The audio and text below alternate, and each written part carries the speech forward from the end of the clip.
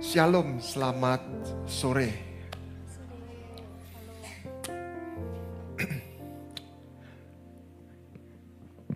Saya tidak bosan mengingatkan apa yang Tuhan bawa adalah kehidupan, bukan peraturan.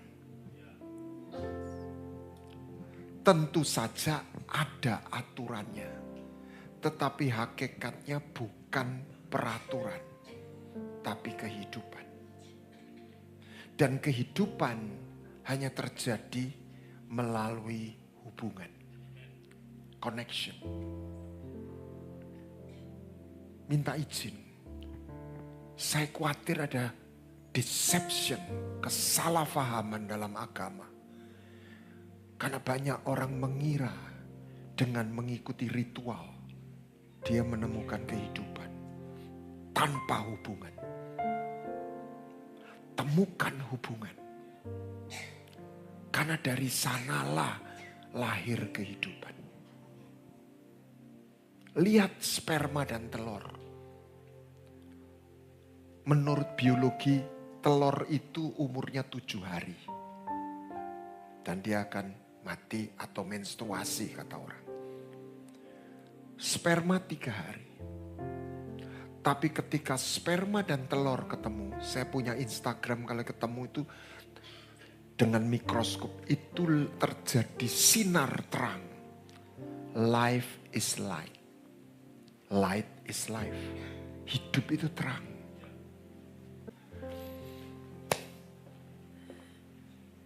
Mereka menemukan power of life. Ini enggak pakai iman, ini terjadi. Listrik ketika ketemu dia menemukan energinya.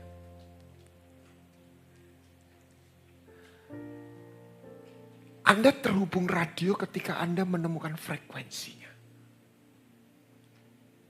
Makanya kalau benci tidak bisa ketemu Tuhan. Karena frekuensi benci itu tidak match dengan kerajaan surga. Mau 7 kali sehari sembahyang, 7 kali seminggu, kalau kita benci, gak bisa. Hukum ini nyata. Yesus itu datang menggenapi tatanan surga. Saya baru diskusi dengan orang-orang teman-teman.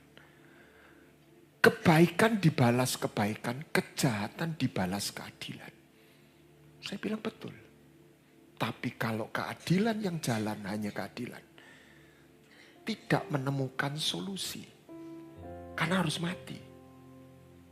Yesus atau Bapa mengirim putranya bukan meniadakan keadilan.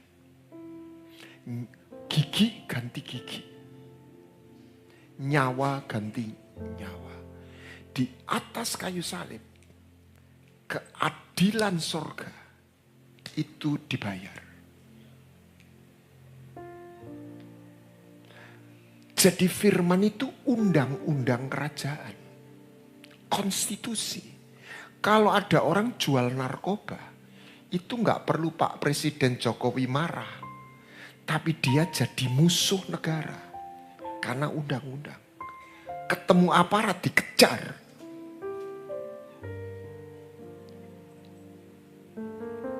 Dan itu nggak batal. Upah dosa mati. Kejahatan itu mengejar. Bagaimana menyelesaikannya? Dibayar. Keadilan dan cinta itu ketemu di atas kayu salib. Itu hukum. Itu tatanan. Doa Bapa kami itu adalah peta kehidupan. Dimulai dari sebuah panggilan kita kepada Dia sebagai Bapa.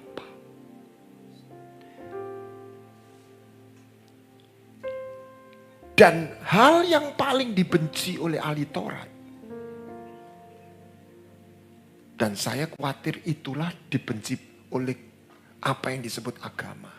Ketika manusia memanggil pencipta itu Bapa. Emangnya lu siapa panggil Bapa?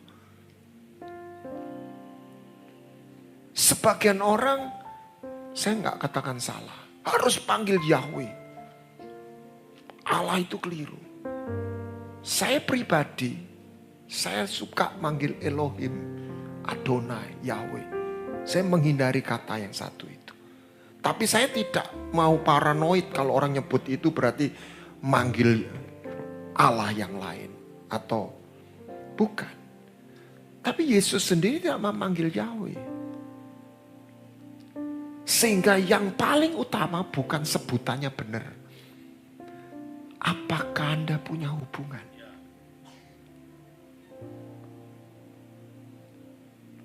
Kalau Anda pernah ke Israel, itu ada gereja doa Bapa Kami.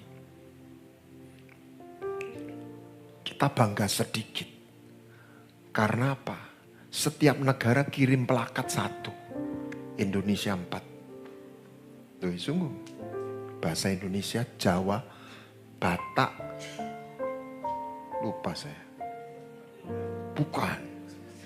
Papua atau Ambon.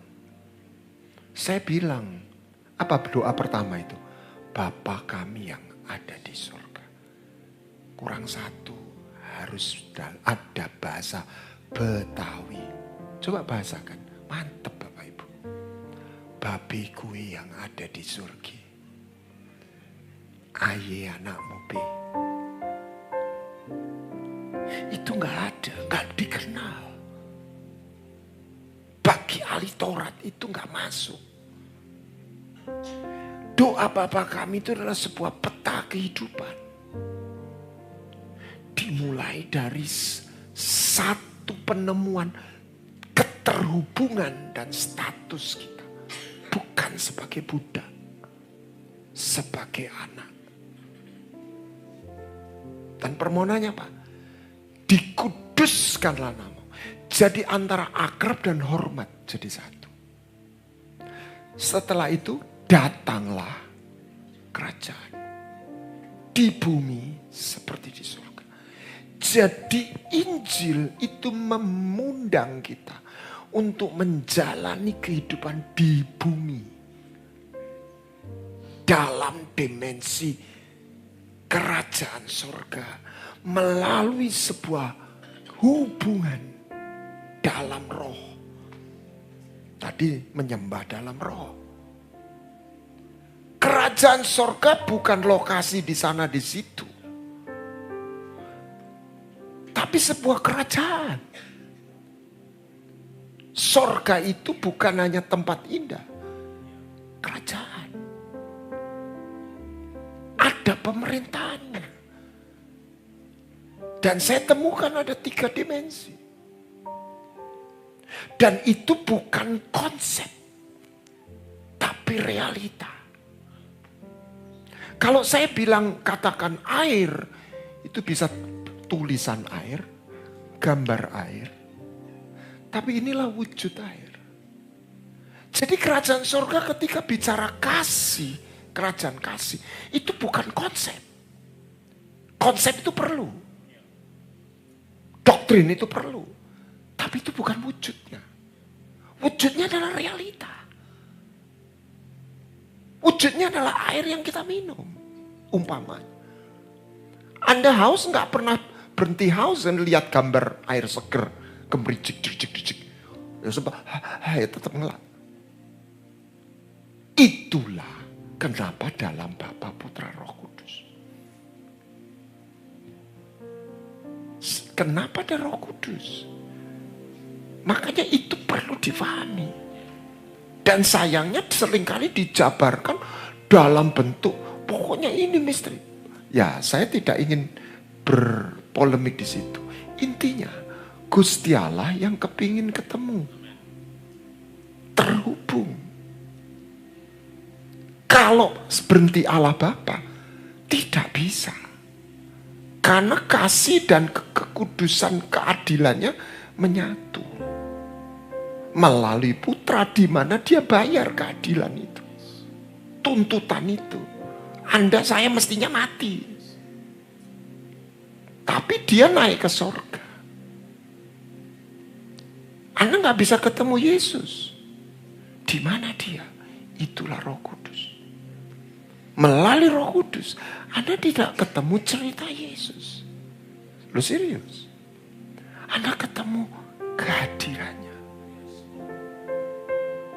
Dan Anda menjalani kehidupan di bumi itu dengan kehadiran itu.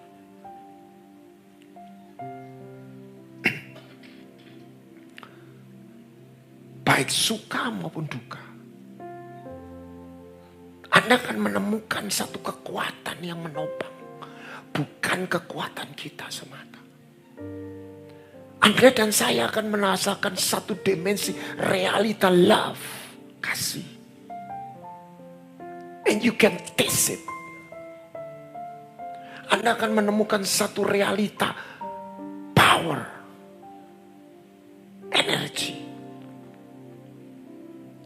Yang membuat Anda menyala. Anda akan menemukan realita kebenaran. Itu jalan hidup. Nilai hidup.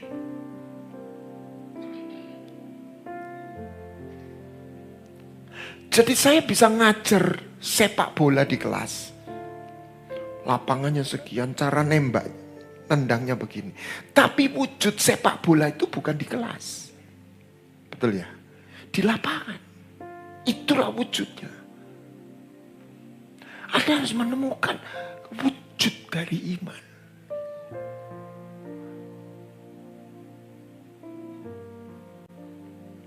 Di mana kita menjalani kehidupan itu melalui sebuah keterhubungan. Itu yang didoakan Musa.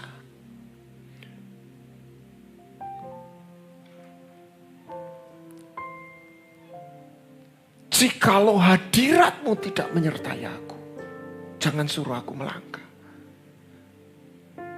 Dengan apa kami berbeda dengan bangsa lain, kecuali hadiratmu menyertai kami. Ada sebuah lagu yang saya diberkati. Seorang anak muda umurnya cuma 23-24 meninggal. Namanya Melita Sibat, putar-putar. Dan dia punya gambar. Dan hidupnya gak mudah. Dia gak lulus audisi. Berarti suaranya gak sepiro enak. Gak sepiro bagus. Yang masuk kan cece-nya, kakaknya. Kakaknya meninggal. Udah sekolah gak punya duit. Dia bilang, Tuhan baik itu di mana ya? Tapi dia di tengah keraguan dia tetap percaya. Pertemuan yang dialami membuat sesuatu yang indah itu keluar.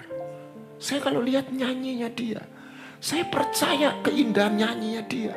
Dan menjadi hit bukan saat dia ikut audisi. Tapi ketika saat dia mengalami pertemuan itu. CC-nya meninggal, duit sekolah gak ada. Dia gak tahu 4 tahun kemudian dia menyusul. Saya terkesan, saya diberkati. Ini anak umurnya gak panjang. Tapi dia sudah meninggalkan sebuah kenangan. Anda termasuk saya yang umurnya lebih panjang. Hati-hati. Banyak orang umurnya dawa tapi randui cerita, mangan turu tok. Hati-hati Bapak Ibu Saudara. Bukan soal panjang umur kita. Yesus tidak mengajar, tidak memberikan Injilannya untuk kita minta tolong. Dia penolong, nanti kita akan belajar. Tapi untuk membawa kita menemukan kehidupan. Saya baru membuat kaos. We are not called just to be saved. We are called to finish our race. Untuk menyelesaikan, untuk membuat cerita. Saudara, di sini ada listrik. HP saya katakan low bed. Listrik tersedia. Tapi sampai saya punya charging dan menemukan stop kontak, listrik itu gak pernah masuk. Dan tetap low bed. Dan bahkan mati. Jadi kita harus bukan hanya Allah itu baik, kasih.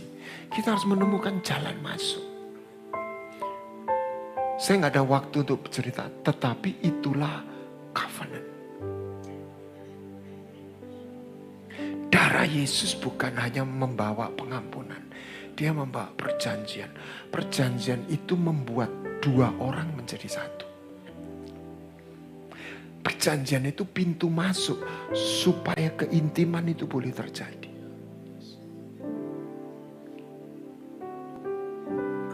Sebagian orang, anak Tuhan berhenti di dalam pengampunan. Tapi dia de facto dia belum masuk dalam perjanjian.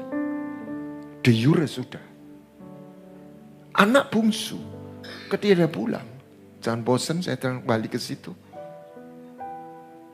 Dia butuh pertolongan, dia butuh pengampunan. Dia dipeluk, berarti dia ditolong, diampuni. Dia pasti dikasih makan. Tapi yang dia tidak bayangkan, dia disembelihkan anak lembu di depan dia. Artinya restoring the covenant. Terus dia diberi jubah. Dia nggak hanya ditolong, dia menjadi anak kembali.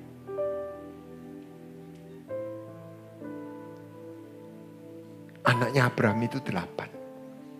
1 dari Hagar, 1 dari Sarah, 6 dari Keturah. Banyak orang selalu saya tanya, jawabannya keliru. Semua dikasih berkat. Catat baik-baik. Tapi yang menerima warisan hanya Ishak. Kenapa? Anak perjanjian. Saya bahasakan ya, semua dikasih angpo. Tapi warisan hanya kepada anak perjanjian. Saya mau tantang ke Mas, mau angpo atau warisan? That's it. Banyak anak Tuhan tuh hidupnya dari angpo doang.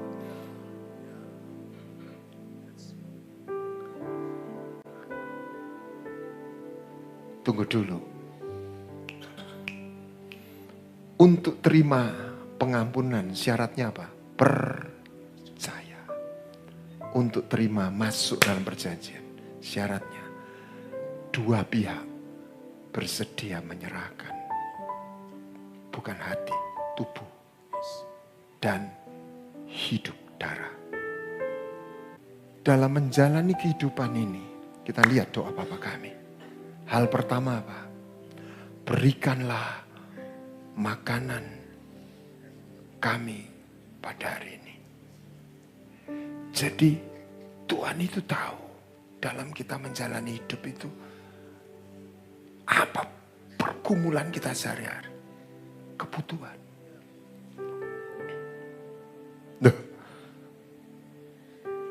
Kebutuhan. Kebutuhan itu bukan hanya jasmani tapi juga jiwani. Tapi saya ngomong roti dulu. Itu dicari semua bangsa. Semuanya itu karena kebutuhan. Apa yang kita makan, minum, papan, sandang, pangan, pangan.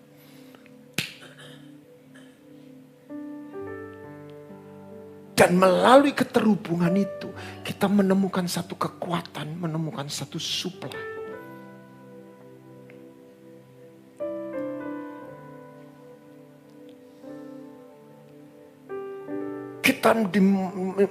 Tuhan mau meyakinkan kita bahwa ada satu supply untuk memenuhi kebutuhan kita. Bapak mana yang anaknya minta roti dikasih batu? Tetapi Tuhan mau supaya kita tidak menjadikan kebutuhan menjadi tujuan. Ketika Tuhan menjalani hidup, menjalani puasa 40 hari. Oke. Dia lapar. Dan di padang gurun, dia punya kebutuhan lapar. Iblis itu canggih dustanya. Tuhan lapar, cari mie duk-duk, nasi goreng, bakwan, nasi tempong gak ada. Iblis tidak katakan ngerampoko, nyurio. Iblis ngomong apa? Kamu anak Allah, jadikan batu jadi roti. Saya bilang, Masuk akal juga idenya. Kalau saya jadi Tuhan Yesus mungkin saya nggak lulus. Bener kamu Tan. Loh ya. Gue lapar, gue mau cari nasi goreng nggak ada. Loh betul nggak? Dan iblis nggak katakan mencurilah, ngerampok. Jadikan batu jadi roti. Tapi Yesus berkata, manusia tidak hidup oleh roti saja. Manusia jangan hidup digerakkan hanya kebutuhan, tapi oleh kebenaran. Cara kita menjalani hidup. Ketika Anda punya hubungan, Anda tahu ada satu kekuatan yang menopang kita. Sehingga kita tidak berjalan dengan kekuatan kita sendiri. Membuat kita berjalan tidak lelah. Bukan hanya karena kita ditopang, tapi karena kita diperbarui kekuatan kita. Amin. Doa Bapa kami menggambarkan 3 area kehidupan. Yang pertama, kita dipanggil menang atas kebutuhan. Tapi kita sebaliknya jangan hidup hanya mengejar kebutuhan. Makanya itulah dikatakan carilah dahulu kerajaan Allah dan kebenarannya. Maka semuanya ditambahkan kepada. Kenapa kita harus menang atas kebutuhan? Melalui kebenaran. Menang melalui satu keterhubungan Tuhan Gembalaku tidak kekurangan aku. Kenapa dia tidak kekurangan? Karena dia ada di padang rumput. Sebuah dimensi yang dimana kebutuhannya tersedia. Rotinya tersedia, air minumnya terjamin. Yesaya 33:16.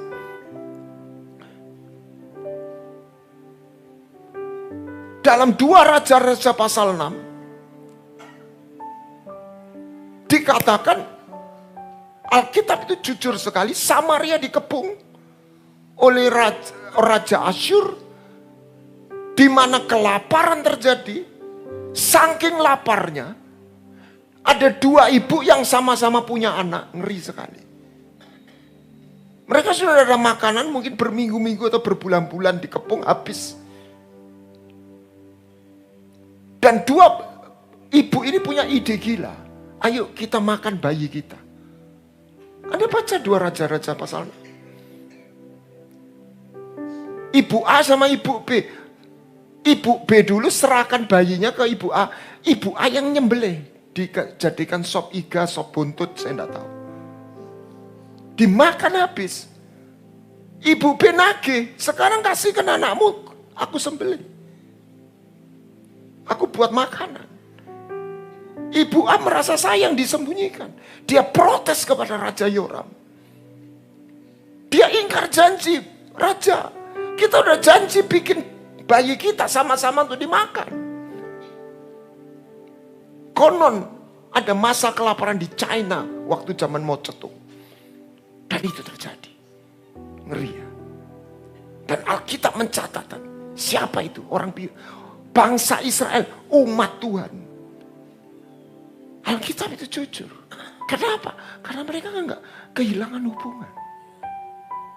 Anak hilang masih dicintai bapak enggak? Masih. Kenapa terlunta-lunta? Karena kehilangan hubungan. Itu namanya hilang. Bukan dibuang.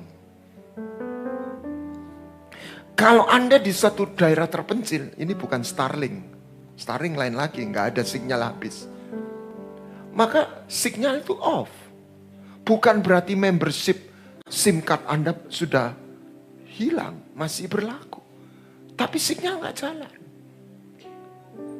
Itu namanya terhilang. Itu namanya di luar service area. Anda di luar service area atau di dalam area? Itu pastikan. Anda harus menemukan stop kontak itu.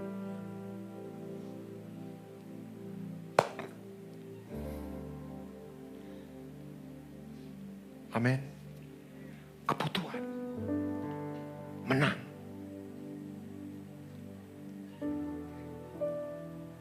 Gimana Pak kalau bumi tutup? Langit bisa dibuka.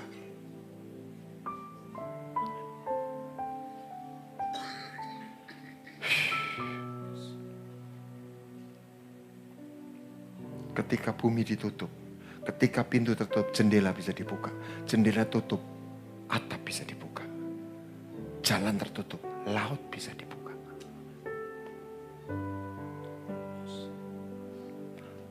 Jangan paksa Tuhan melakukan supranatural, tetapi sebaliknya, jangan batasi Tuhan melakukan yang supranatural.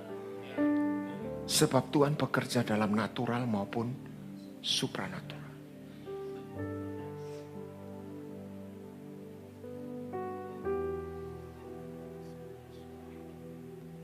Kuncinya adalah hubungan. Permintaan pertama adalah kebutuhan. Tidak salah. Karena itulah kita jalani hidup sebagai manusia. Yang Tuhan mau jangan jadikan kebutuhan itu berhala, cuma ngejar kebutuhan. Tapi kebutuhan itu dibutuhkan. Sebab kalau kita kalah sama kebutuhan, kita dipaksa. Kenapa kok ada orang jual diri? Hari ini, saya mendapati anak muda tiba-tiba jual diri. Jawabnya, ya gimana Pak, tuntutan ekonomi.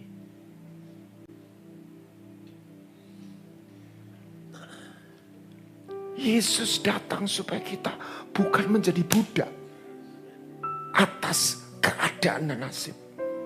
Supaya kita menang melalui hubungan. Itu idenya. Melalui supply itu. Anda tidak dipaksa untuk makan ampas babi itu. Kenapa dia makan ampas babi? Lapar. Betul ya?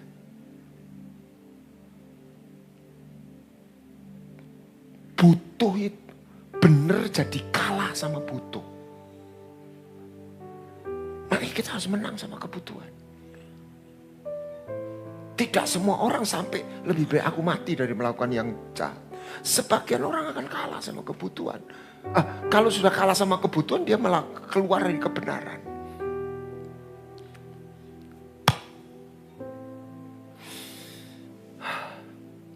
Ini saudara, lihat. Apa dibalik makna itu?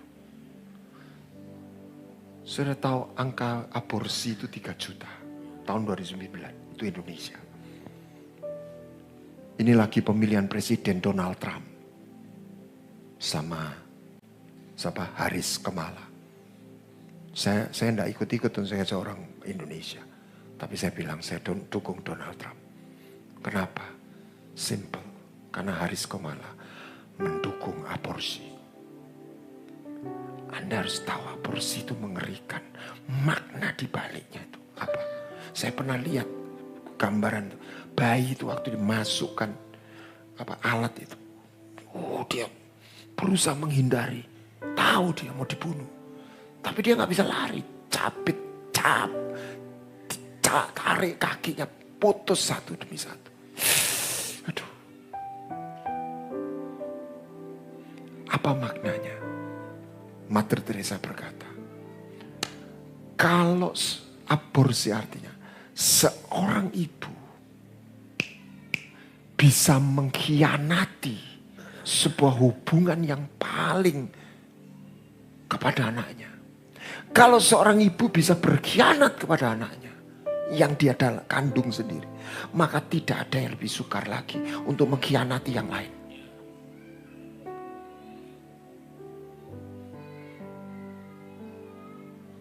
Karena sebuah kebutuhan. Apa itu malu, apa itu apa. Makanya harus aborsi.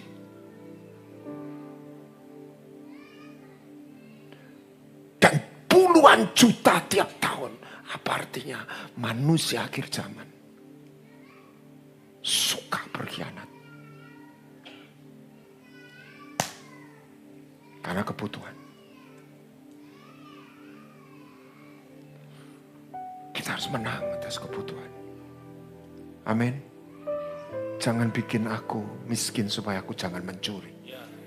Jangan bikin aku terlalu kaya kalau aku gak sanggup. Yang kedua, this is a battlefield kita. Yang kedua,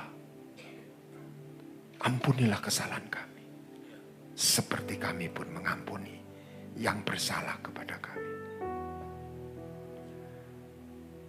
Menang atas kekecewaan, menang atas pengkhianatan,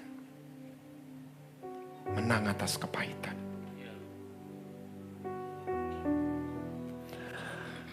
Tantangan Anda waktu umur 30 ke atas, 40, 50. Termasuk yang masih remaja atau muda. Tapi masih belum terasa. Ketuaan hati.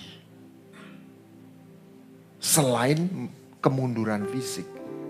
Orang makin tua itu secara alami entek rasane.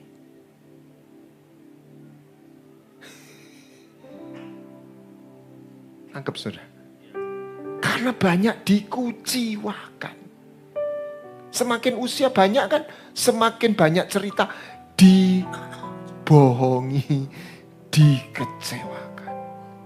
Dan tidak mungkin kita tidak mengalami dikecewakan. Tapi tunggu dulu, kita juga bisa mengecewakan. Tidak mungkin Anda tidak pernah tersakiti dan disakiti. Kalau Anda naik mobil atau sepeda motor, lihat sekali dibongkar, itu piston bukan mobil diesel. Pasti ada jelaganya. Makanya, ini nih ngomong kesehatan. Anda harus tahu membersihkan usus. Pagi jangan langsung minum kopi. Minum air. Karena ini usus dipakai berapa tahun. Anda harus sadar, Anda harus tahu caranya membersihkan. Permisi, tadi siang, tadi sore mandi toh. Kalau di Toronto, di negara 4 musim yang dingin dan kering, nggak mandi seminggu nggak apa-apa. Itu sungguhan, nggak ganti pakaian. Tapi kalau di Indonesia jangan. Bau nanti. Tapi Anda bisa bersih dengan tiap hari mandi. Apalagi kalau jalan berdebu. Kita harus tahu caranya meng-clean up kotoran itu. Kalau enggak, kita akan penuh dengan sampah dan kotoran. Sejalan dengan waktu.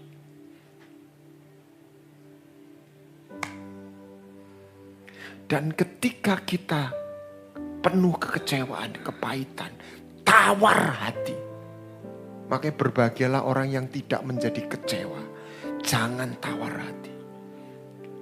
Penuhlah rasa. Makanya jadilah garam. Setiap orang harus digarami dengan api. Bahasa Inggrisnya dibumbui dengan api. Rasa dan cinta. Kalau kita kehabisan rasa dan cinta, itu namanya tua. Anda dan saya tidak boleh tua dulu. Karena kita disiapkan masuk dalam keabadian. Jadi kalau ibu rambutnya putih, tapi penuh rasa dan cinta, ibu bukan jadi orang tua. Amin. Jadi bukan fisiknya.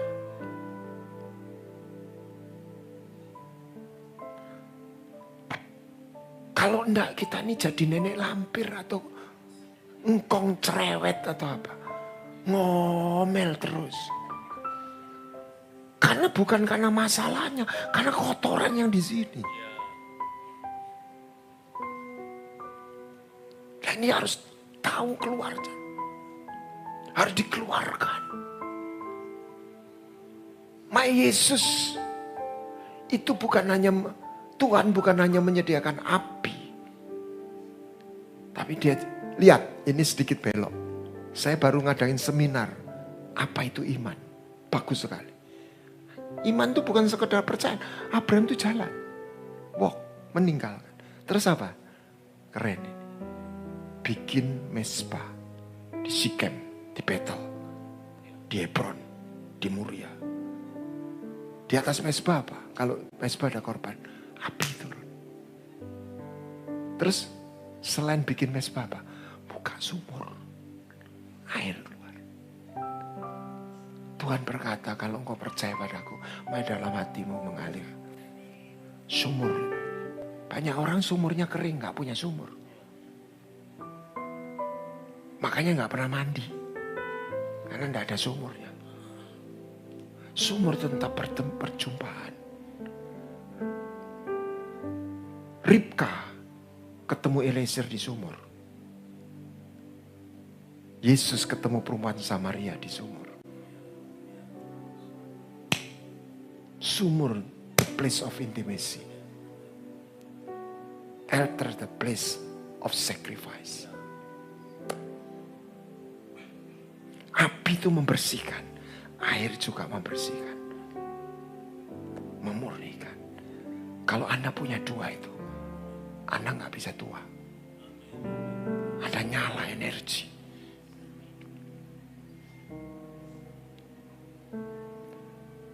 Saya khawatir sebagian orang Kristen masuk neraka. Saya bukan pendeta yang suka bikin angin sorga. Karena itu firman. Gimana caranya? Kok bisa begitu, Pak? Pak Herman mau kasih saya HP 5 juta. Pak Herman mau kasihkan saya. Saya mau nerima. Selesai kan? No. Di tangan saya ada HP jadul 500 ribu.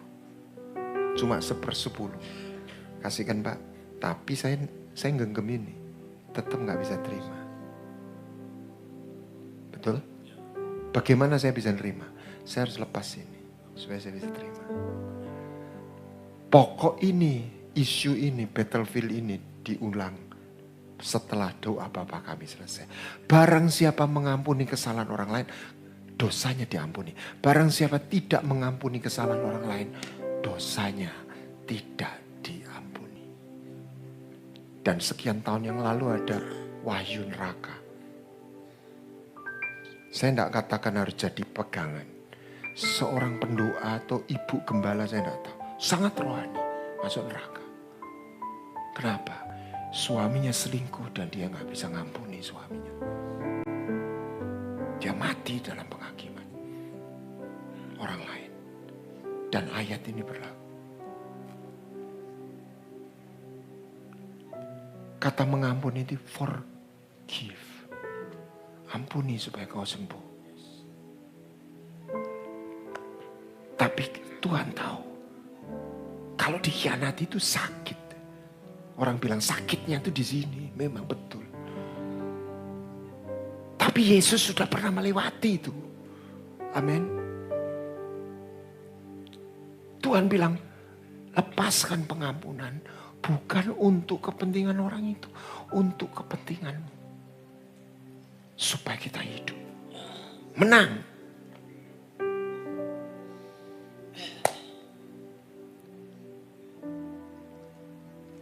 Saya punya klip seorang anak laki yang menikam, bunuh papanya sendiri. Seorang gangster yang mukuli dan bunuh ibunya. Dia khusus datang ke penjara, mungkin masuk penjara sama ayahnya ditikam 22 kali. Jantungnya diambil, dikeluarkan. Dia bunuh 100 orang persis sama papanya. Jadi kebencian itu kekaguman yang negatif. Ada cerita nyata seorang anak yang benci sama papanya. Karena ayahnya suka pukuli mamanya. Jelas papanya berbuat hal yang tidak bagus. Sampai dia besar, sampai dia menikah, dia gak pernah ngampuni ayahnya. Apa yang dia lakukan? Aneh tapi nyata. Dia menikah, dia pukuli istrinya. Seperti yang dilakukan papanya yang dia benci. Kalau gak mau ketularan, lepaskan pengampunan.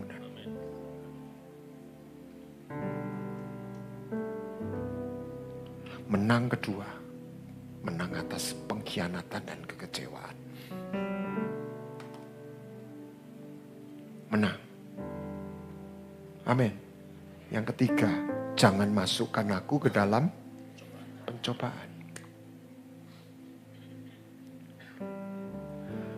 Dosa dan maut itu kakak adik. Banyak orang tidak tahu tentang maut. Baru ini Ada cerita yang ngeri. Di India, seorang dokter namanya dokter Mita diperkosa 30 orang, 30 atau berapa. Aduh Tuhan. Kenapa Tamar diperkosa? Kenapa Rachel mati? Maut itu gak peduli. Orang baik, orang jahat. Orang biasa atau orang hebat. Selama dia punya celah masuk, dia masuk. Kita harus menang atas kuasa maut. Apa itu? Pedang, kelaparan, sampar. Waktu iblis diberi kesempatan menjamah hidupnya Ayub. Pertama yang dia pedang masuk. Modusnya nggak pernah berubah. Pencuri datang untuk mencuri, membunuh dan merusak. To destroy. Pedang liwat rampok, liwat apa? Pemerkosaan itu pedang.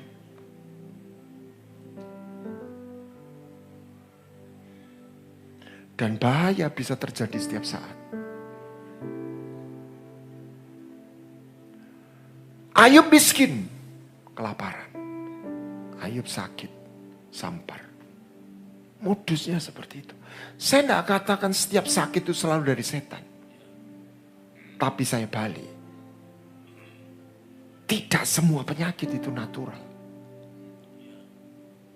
Saya ngalami beberapa kali. Saya merasa badan saya tiba-tiba gak enak.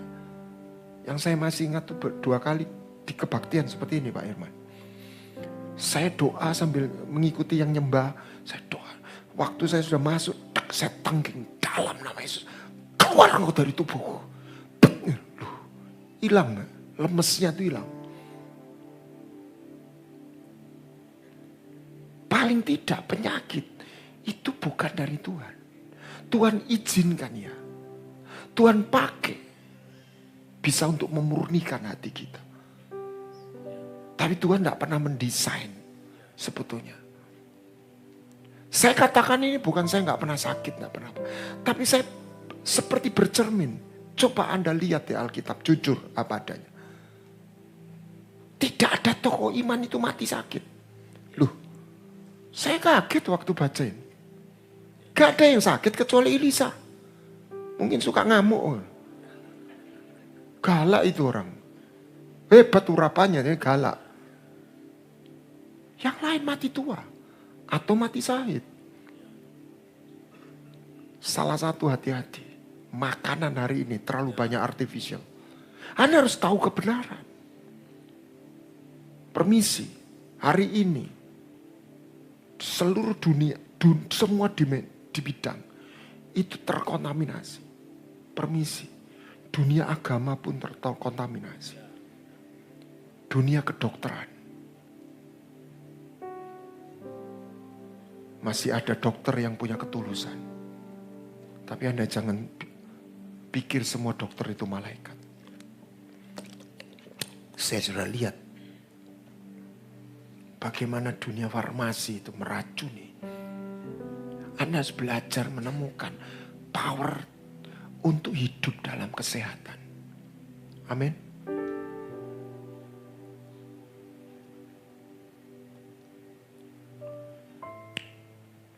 Daud itu orang pilihan.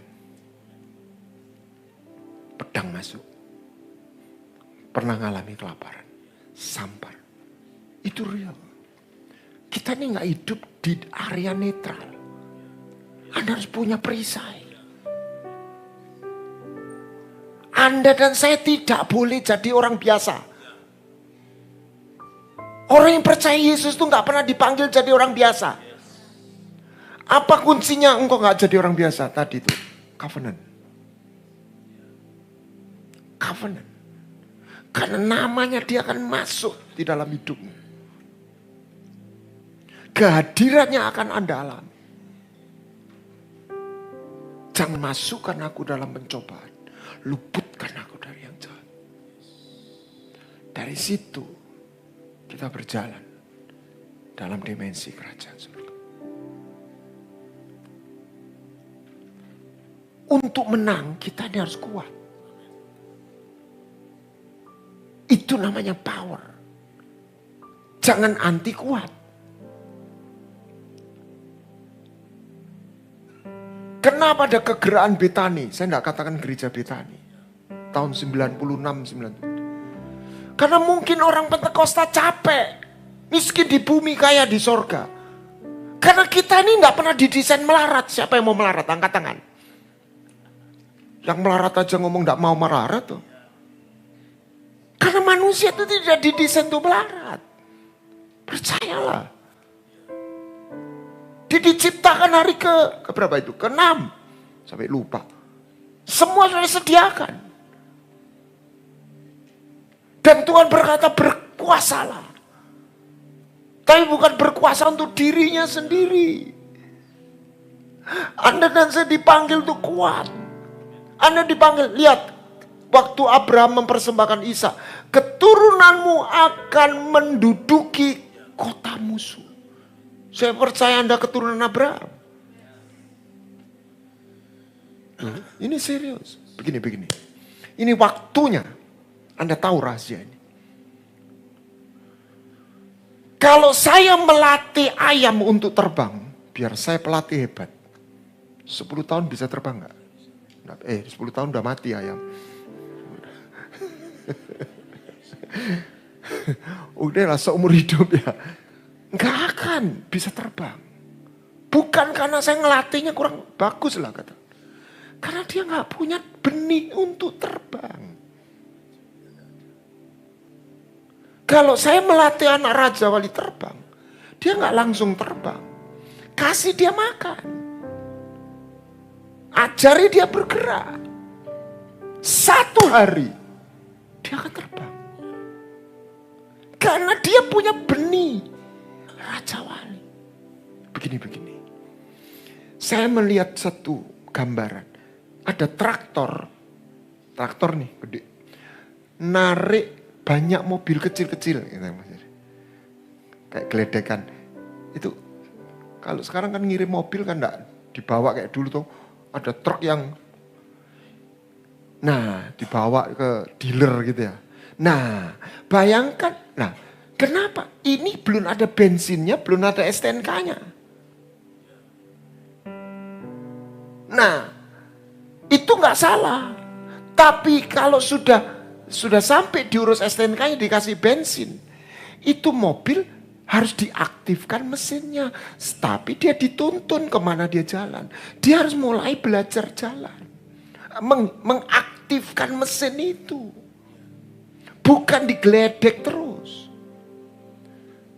5 jawatan itu diberikan. Bukan seperti orang cuma diloloh. Tetapi bagaimana benih ilahi. Kalau Anda lahir dalam roh. Dan itu teraktivasi. Itu dahsyat.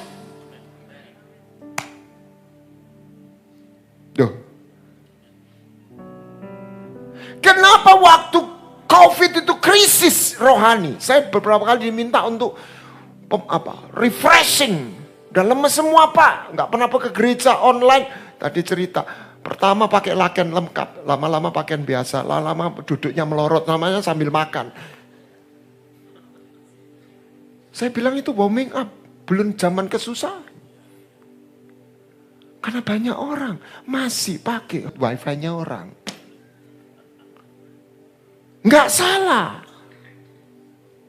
Anda di sini bisa hotel ini ada wifi cepat. Tapi jangan sampai HP-mu nggak ada wifi, nggak ada paket datanya. Ini waktunya bukan cuma dengar pengkhotbah hebat atau apa. Bagaimana 5 jawatan tuh mengajari Anda untuk mengaktifkan benih ilahi yang di dalammu tuh. Kalau engkau benar-benar lahir dalam roh, benih itu disiapkan untuk menang, bukan untuk kalah. Gitu loh saudara. Raja Wali itu disiapkan untuk terbang. Kalau ayam belajar terbang juga nggak bisa.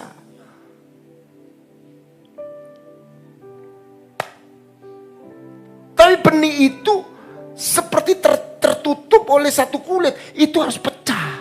Itulah sesuai covenant. Engkau harus mau dipecah. Keegoanmu, tubuhmu dan hidupmu diserahkan. Itu akan teraktivasi. You will walk with God.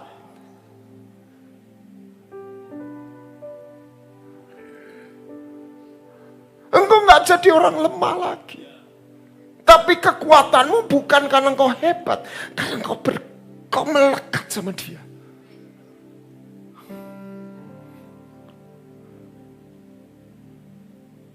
Temukan kerajaan Allah di bumi itu. Kami menyelenggarakan School of Kingdom. 12 session. Kita punya beberapa paket. Ada online. Anda yang rindu untuk belajar kebenaran. Kami pernah mengadakan uji lab. Tolong tayangkan Imamat 9 ayat 22. Satu aja sebelum ini. Banyak orang melihat darah Yesus itu hanya pengampunan. No. Darah pengampunan.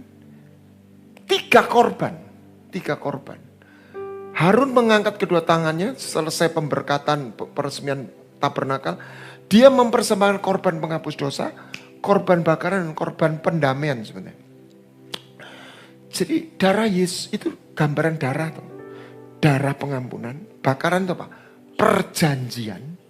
Keselamatan itu apa? Pentahiran. Dan waktu itu saya undang anak-anak muda retreat 1 hari. Saya ajak mereka mengalami itu. Masuk. Pengampunan, perjumpaan, perjanjian, dan pentahiran. Waktu mereka mengalami open heaven. Dan waktu diangkat, tidak ada yang ngomong begini. Khotbahnya bagus. Pengkhotbahnya pinter.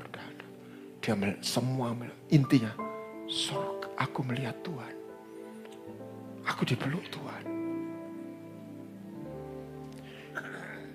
Hamba Tuhan itu cuma bejana. Anda semua ngomong, bukan budak. Budak itu gak punya identitas. Gak punya martabat. Gak punya masa depan. No identity, no dignity, no destiny. Tuhan berkata sama budak itu. Katakan sama Firaun. Israel itu anakku. Saya mau tantang, gak ada Gusti Allah berkata sama manusia, engkau anakku, kecuali Yahweh Elohim. B, Aye anakmu.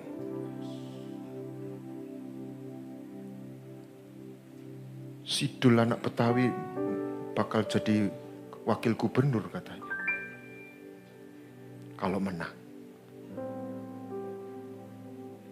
Aye anakmu. Aye anakmu. Salah aja kalau ngomong, nangis, minta ampun, diterima kembali. Yang dia butuhkan percaya kebaikan Tuhan, hatinya Tuhan, bukan hanya perbuatan Tuhan. Banyak orang dilatih untuk percaya perbuatan Tuhan. No. Percaya sama hatinya lebih dulu. Kalau engkau percaya sama hatinya, engkau akan lihat tangannya. Kalau engkau lihat tangannya, belum tentu engkau ketemu hatinya. Ayo kita jalani hidup ini dengan satu keterhubungan dimensi surga. Masuk dalam perjanjiannya. Ibadah itu 2, firman dan perjanjian. Saya terkaget, selama ini kita bilang firman. No. Firman itu menjadi sebuah hubungan, menjadi hidup melalui perjanjian. Kalau tidak, firman itu jadi peraturan. Hanya menjadi huruf. Padahal sang firman itu someone, not something. His name is Jesus. The word is not something. The word is a person. The truth is a person. Jesus. Dan dia berkata, aku mengikat perjanjian denganku. Ayo jalan sama aku. Ayo kita ngomong, minta yang punya kebutuhan. Ampuni yang butuh pengampunan dan Tuhan mau minta ampuni yang bersalah. Kalau ada butuh turunan, ngomong dipatahkan, dilepaskan. Dalam nama Yesus.